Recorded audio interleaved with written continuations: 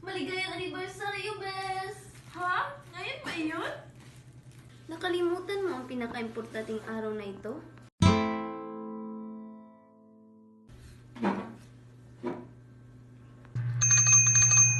Oh, ba't napatawag ka? Umiiyak ka ba, Marie?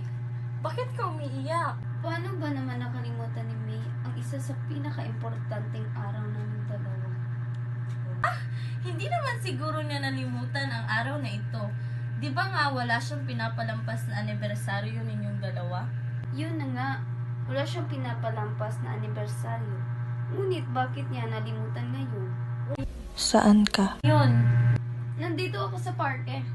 Saan si... May, Alis na din pagkaalis ko. umuwi ka muna at magpalamig.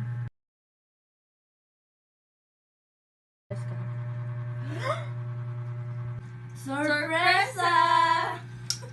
Akala ko nakalimutan mo ang araw na ito. Ba't ko naman malilimutan ang araw na ito? Yan ang sinabi mo kanina. Huwag ka nang umiyak. Ito nga pala yung regalo ko para sa'yo. Salamat, Bes. At ito naman regalo ko para sa iyo. Salamat din, Bes.